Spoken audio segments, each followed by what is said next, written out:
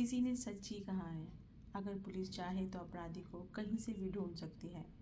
इसका best example सजनी murder case है। 26 साल की सजनी नाम की एक महिला की हत्या 14 फरवरी 2003 को अहमदाबाद में हो जाती है। कथित तौर पर यह हत्या घर में लूटपाट के दौरान की गई थी। अभी पुलिस इस हत्याकांड को सुलझाती कि अगले ही दिन इस महिला का पति भी लापता हो जाता है। अब पुलिस इस केस को और लापता पति को ढूंढने के लिए दिन रात एक कर देती है।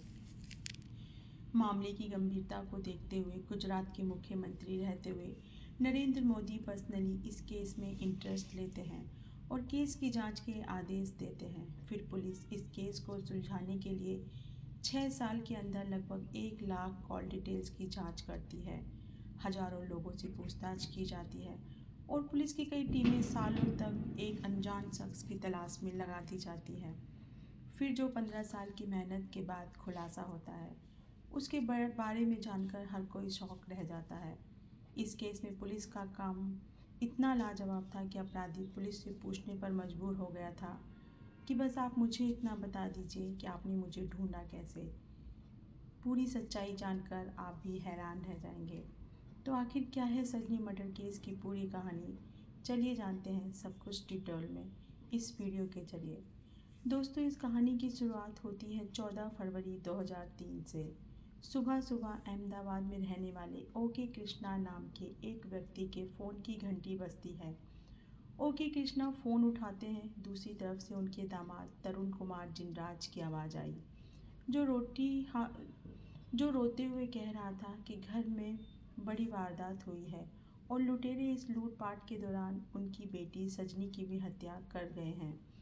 बेटी की मौत की खबर सुनते ही ओके कृष्णा अपने कुछ रिश्तेदारों तथा पत्नी के साथ भागते हुए अपनी बेटी दामाद के घर जाते हैं। जब ये लोग वहां पहुंचते हैं और देखते हैं कि घर घर का सामान पूरी तरीके से बिखरा हुआ है। सामने फ्लोर पर उनकी बेटी की लाश पड़ी हुई है, जिसके गले में दुपट्टा बंधा हुआ है। उसके बगल में उसका दामाद तरुण बैठे दहाड़े मार मार कर रो रहा है।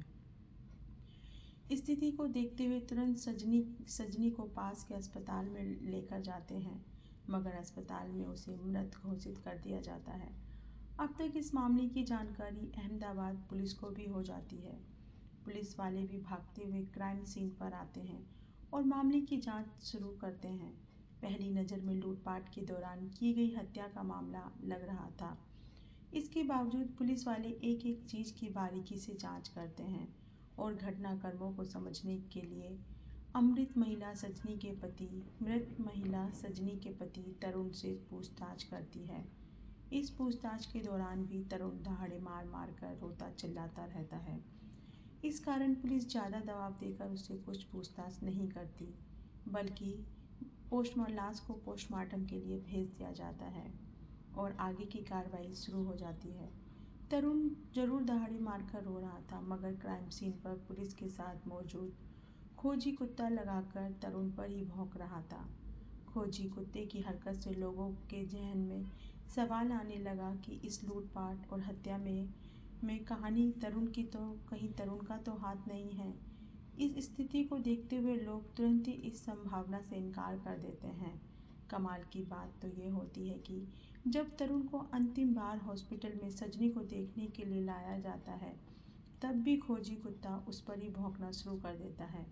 यहाँ भी कुत्ते की हरकत को नज़रअंदाज कर दिया जाता है और मामले की जांच बढ़ती रहती है। पत्नी की मृत्यु की वजह से तरुण की हालत ज़्यादा खराब थी, इसलिए पुलिस उससे बहुत ज़्यादा पूछताछ आज तक नहीं करती। उसे भी अस्पताल में भर्ती करवाया जाता है, मगर यह क्या घटना कि अगले ही दिन यानी 15 फरवरी 2003 को अचानक से तरुण लापता हो जाता है। पुलिस हर संभव प्रयास करती है तरुण का पता लगाने के लिए, मगर तरुण का कहीं भी कोई अता पता नहीं चलता। अब लोगों को खोजी कुत्ते के भौंकने का मतलब समझ में आने लगता है। लोग समझ जाते हैं कि सजनी की हत्या में जरूर तरुण का ही कोई हाथ था। अब पुलिस की कई टीमें तरुण को खोजने में लगा दी जाती हैं, मगर तरुण का कोई अता पता नहीं चलता। इसके बाद सजनी के माता पिता अपने दामाद तरुण पर ही अपनी बेटी सजनी की हत्या का मामला दर्ज करवा देते हैं। फिर मामला दर्ज होने के बावजूद पुलिस तरुण को खोजने में नाकाम रहती है। 2004 में सजनी के ससुराल पक्ष के कुछ लोगों का लाई डिटेक्टर टेस्ट भी किया जाता है, मगर पुलिस को बहुत ज़्यादा कामयाबी नहीं मिलती। सजनी की हत्या 2003 में हुई थी और अब आ चुका था साल 2006। जो पुलिस वाले सजनी के कातिलों को ढूंढने में नाकाम रहते हैं, तो अब सजनी के पिता इंसाफ मांगने गुजरात के तत्कालीन मुख्यमंत्री नरेंद्र मोदी के पास जाते हैं। पहले कई कोशिशों में तो यह नरेंद्र मोदी से मिलने में नाकाम रहते हैं, मगर किस्मत से इन्हें नरेंद्र मोदी से मिलने का मौका मिल जाता है। पूरी कहानी सुनने के बाद नरेंद्र मोदी गुजरात के आला पुलिस अधिकारियों को बुलाते हैं और सजनी मर्डर केस की फाइल खोलकर फिर से जांच करने का आदेश देते हैं।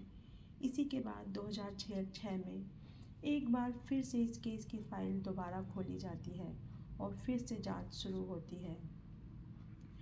जांच की जिम्मेदारी तत्कालीन जॉइंट कमिश्नर ए शर्मा को दी जाती है। विशाल बदलते रहते हैं, यहाँ तक कि जांच अधिकारी भी बदले जाते हैं, मगर ना तो सजनी के कातिलों का और न ही सजनी के पति तरुण का कहीं अता पता चलता है।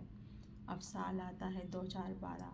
इस मामले की जांच डीपी दीनानभद्र के नेतृत्व में शुरू होती है। सबसे पहले इस केस में शामिल एक शख्स के इतिहास भूगोल को खंगाला जाता है। यह टीम अपने पहले टारगेट सजनी के पति तरुण को ढूंढने का रखती है।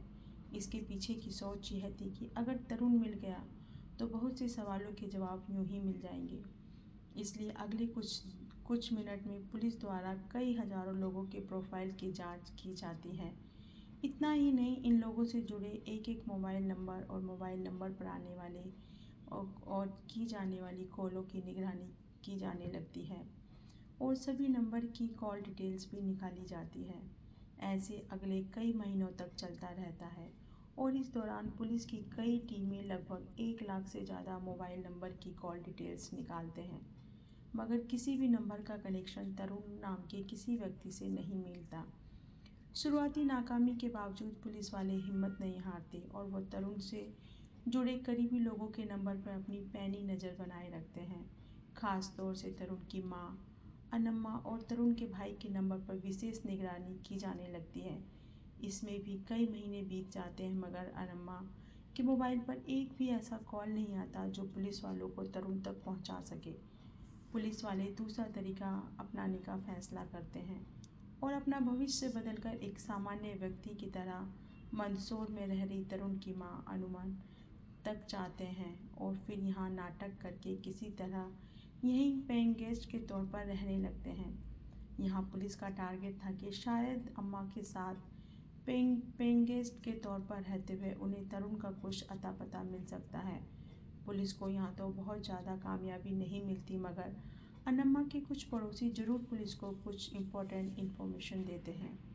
दरअसल यहाँ गेस्ट के तौर पर रहते हुए जब पुलिस वाले पड़ोसी के साथ भी अपना व्यवहार मधुर कर लेते हैं, तो कुछ पड़ोसी पूछे जाने पर बताते हैं कि इस बूढ़ी अम्मा के 2 बेटे हैं, जिसमें से एक तो अहमदाबाद में रहता है जबकि दूसरा बेटा कहीं साउथ इंडिया में रहता है। पुलिस के लिए छोटी मगर काफ़ी महत्वपूर्ण जानकारी थी। इसके बाद अब पुलिस वाले अपनी पूरी निगरानी अनम्मा पर ही बनाए रखते हैं। जांच में सामने आता है कि अनम्मा बीच बीच में केरल भी जाती थी। जब पुलिस वाले अपनी लगातार निगरानी अनम्मा पर बनाए रखते हैं तो उन्हें पता चलता है कि केरल जाने के बाद तरुण की मां बेंगलुरु जाने के पीछे की क्या वजह थी। इस बात का जवाब तलाशने के लिए पुलिस वाले अब अनम्मा के मोबाइल नंबर को सर्विलेंस पर डाल देते हैं और इस पर आने जाने वाले एक एक नंबर की डिटेल्स खंगालना शुरू कर देते हैं। कई महीनों तक नज़र बनाए रखने के बावजूद पुलिस को अनम्मा के मोबाइल पर एक भी सस्पेंशियस नंबर नहीं मिलता है। इसके बावजूद पुलिस वाले तरुण की मां के मोबाइल पर नज़र बनाए रखते हैं। पुलिस वालों की ये मेहनत फाइनली एक दिन कामयाब होती नजर आई। दरअसल एक दिन अनम्मा के मोबाइल पर एक अनजान नंबर से फ़ोन आता है। जब इस नंबर की डिटेल्स पुलिस द्वारा निकाली जाती है तो पता चलता है कि यह नंबर किसी निशा परवीन नाम की महिला के नाम पर दर्ज है, जो बेंगलुरु में रह रही है। अभी पुलिस इस निशा परवीन की डिटेल्स निकाल पाती कि कुछ ही महीनों बाद एक लैंडलाइन नंबर से अनम्मा के मोबाइल पर फ़ोन आता है। यह पुलिस के लिए एक बहुत बड़ा ब्रेक थ्रू था। अब इस लैंडलाइन नंबर की डिटेल्स निकाली जाती है तो पता चलता है कि लैंडलाइन नंबर तो बेंगलुरु में ओरेकल इंडिया प्राइवेट लिमिटेड नाम की मल्टीनेशनल कंपनी के नाम पर दर्ज है। अब पुलिस की एक टीम और अकाल इंडिया कंपनी के ऑफिस पहुंचती है। इस कंपनी में लगभग 35,000 कर्मचारी का डेटा था। पुलिस एक एक करके सभी कर्मचारी का डेटा चेक करती है, मगर उसमें से एक भी कर्मचारी का नाम तरुण नहीं था। पुलिस वाले दूसरा तरीका अपनाते हैं और तरुण की वर्षों पुरानी फ़ोटो लेकर कई लोगों से चुपके से इस लोग इंडिया के ऑफिस के इर्द गिर्द खड़े कर दिया जाता है तथा ऑफिस में आने जाने वाले एक एक व्यक्ति पर नज़र रखने को कहा जाता है। कई दिनों की मेहनत के बाद फाइनली एक व्यक्ति दावा करता है कि इस फोटो में दिख रहे शख्स की तरह ही एक व्यक्ति को उसने इस बिल्डिंग में देखा है। पुलिस वाले जब उसे तरुण जैसे दिखने वाले व्यक्ति का डिटेल कंपनी से पता करती है तो कंपनी की ओर से कहा जाता है कि पुलिस जिसे तरुण बता रही है दरअसल में वो ओरेकल इंडिया के एग्जीक्यूटिव प्रवीण बेटले है। पुलिस को समझ आ जाता है कि यहाँ तरुण अपनी पहचान बदल कर रह रहा है। जानकारी बहुत बड़ी थी। अब अहमदाबाद क्राइम ब्रांच की टीम जल्द से जल्द छापा मारकर तरुण को पकड़ना चाहती थी, मगर पुलिस वाले अपना यह प्लान बदल देते हैं क्योंकि उन्हें लगता है कि अगर तरुण को इस बात की भनक भी लग गई तो वो लापता हो सकता है। इसलिए अब तरुण को पकड़ने के लिए सिर्फ क्राइम ब्रांच के एक अधिकारी इंस्पेक्टर अनिल चौधरी को सिविल ड्रेस में ऑफिस के अंदर भेजा जाता है। इस दिन तरुण नाइट ड्यूटी पर था। Inspector Anil Chaudhary civil dress में सीधे तरुण के कैबिन में जाते हैं और बिना कुछ कहे हेलो मिस्टर तरुण कहते हुए उसकी तरफ हाथ बढ़ाते हैं। 15 सालों में पहली बार किसी ने उस शख्स को तरुण कहकर पुकारा था। तरुण नाम सुनते ही सामने मौजूद व्यक्ति के होश उड़ जाते हैं और वे पसीने पसीने हो जाता है। हेलो मिस्टर तरुण सुनते ही सामने वाले शख्स ने अपना हाथ इंस्पेक्टर की तरफ बढ़ा दिया था। इससे यह कंफर्म हो गया था कि सामने मौजूद व्यक्ति असल में तरुण ही है, जो कि प्रवीण भाटेल के तौर पर कंपनी से जुड़ा हुआ है।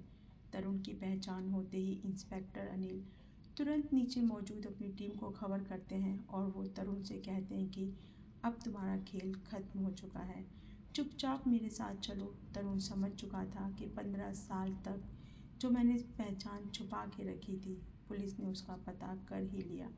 इसलिए वह भी बिना किसी विरोध के पुलिस के साथ चलने लगता है। चलते हुए तरुण बस पुलिस से एक सवाल का जवाब पूछता है कि आप मुझे बस इतना बताओ कि आपने मुझे ढूंढा कैसे। अक्टूबर 2018 को तरुण को गिरफ्तार करके अदालत के सामने पेश किया जाता है, जहां से आगे की पूछताछ के लिए उसे पुलिस के हवाले कर दिया जाता है। पुलिस सबसे पहले 15 साल पहले मरने वाली सजनी के बारे में तरुण से पूछताछ करती है। इस बारे में खुलासा करते हुए तरुण बताता है कि दरअसल घर में कोई चोरी नहीं हुई थी, बल्कि सजनी के साथ शादी करके वह खुश नहीं था। वास्तव में तरुण का लव अफेयर किसी और के साथ चल रहा था, मगर परिवार वालों के दबाव में आकर वो बैंक में काम करने वाली सजनी नाम की महिला से मिलता है और फिर 2002 में सजनी से शादी कर लेता है। बहुत जल्द वो शादी से उब जाता है और फिर वैलेंटाइन डे के मौके पर अपनी गर्लफ्रेंड से वादा करता है कि वह उसे एक बहुत बड़ा गिफ्ट देने वाला है। इसी के बाद वो भोपाल में स्थित अपने हीरा पन्ना अपार्टमेंट में आता है तथा अपनी पत्नी की दुपट्टे से गला दबाकर हत्या कर देता है। इसके बाद वो घर का सारा सामान इधर उधर बिखेर देता है, फिर घर में रोने का नाटक करता है। पहले तो पुलिस का खोजी कुत्ता तरुण पर शक जताता है, उसके बाद पूछताछ और शुरुआती जांच में शक की सुई तरुण की तरफ ही घूमने लगती है। इस कारण मौके का फ़ायदा उठाकर अगले दिन तरुण वहाँ से भाग जाता है। यहाँ से भागने के बाद वो अपनी गर्लफ्रेंड के पास जाता है और उससे कहता है कि मैंने अपनी पत्नी की हत्या कर दी है और तुम मुझसे शादी कर लो। इतना सुनते ही गर्लफ्रेंड धक्का देकर तरुण को वहाँ से ये कहते हुए निकाल देती कि मैं किसी हत्यारे से शादी नहीं कर सकती। तरुण के मुताबिक इसके बाद वह भोपाल में रह रहे अपने एक दोस्त प्रवीण बेटली के पास जाता है। प्रवीण भाटेल कॉलेज के दिनों में तरुण का जूनियर हुआ करता था। यहाँ आकर तरुण प्रवीण को बताता है कि उसे बिजनेस में बहुत ज़्यादा नुकसान हो गया है। अब उसके पास ना घर है, ना पैसा है और ना ही कोई जॉब है, इसलिए उसे कोई काम दिलाए। तरुण की हालत देखते हुए प्रवीण उसे अपनी ही एक कोचिंग में स्थान के बतौर इंग्लिश टीचर रख लेता है। यहीं काम करते हुए तरुण के दिमाग में शैतानी आइडिया आता है और वह धीरे धीरे परवीन से काफ़ी नज़दीकी बनाता है और फिर उसका पर्सनल कंप्यूटर भी उससे यूज़ करना शुरू कर देता है। इस दौरान वह चुपके से प्रवीण के सभी डॉक्यूमेंट और कॉलेज का सर्टिफिकेट स्कैन कर लेता है। तरुण उन डॉक्यूमेंट्स में प्रवीण की जगह अपनी फ़ोटो लगाकर खुद ही प्रवीण भाटेल के तौर पर जीने लगता है। इन्हीं फर्जी कागजों का इस्तेमाल करते हुए तरुण प्रवीण भाटेल के नाम पर वो पासपोर्ट समेत दूसरे सरकारी डॉक्यूमेंट भी बनवा लेता है। कुछ समय तक वह इधर उधर समय बिताता है और फिर 2012 में बेंगलुरु चला जाता है, जहां वह प्रवीण के डॉक्यूमेंट के दम पर ऑरेकल इंडिया प्राइवेट लिमिटेड में एक अच्छी नौकरी हासिल कर लेता है। इस नौकरी के बदले कंपनी से उसे 22 लाख रुपए का सालाना पैकेज भी मिलता है। वो कंपनी की ओर से 3 बार अमेरिका टूर पर भी जाता है। कमाल की बात तो यह थी कि वो इस दौरान और जब सब कुछ फर्जी दस्तावेज के दम पर कर रहा था, मगर कभी भी पकड़ा नहीं गया। 2012 में ही प्रवीण की मुलाकात निशा नाम की एक लड़की से होती है। कुछ ही दिनों में मुलाकात के बाद प्रवीण निशा को बताता है कि वह एक एक्सीडेंट में उसके माता पिता की मौत हो गई थी। तरुण की बनाई कहानी सुनकर निशा तरुण के प्यार में पड़ जाती है और फिर दोनों शादी कर लेते हैं और बेंगलुरु में ही एक लग्जरी अपार्टमेंट में रहने लगते हैं। शादी के बाद जब कभी तरुण के माता पिता बेंगलुरु आते थे तो तरुण निशा से कहता था कि उनके चाचा और चाची समय के साथ साथ तरुण और निशा दोनों बच्चे माता पिता भी बनते हैं। इन सभी के बाद तरुण को गिरफ्तार करके जेल भेज दिया जाता है। फिलहाल वो जेल में है। इस मामले में तरुण की पत्नी निशा से भी पूछताछ की जाती है तो निशा बताती है कि वह तो इस शख्स को केवल प्रवीण भाटेल के तौर पर जानती है।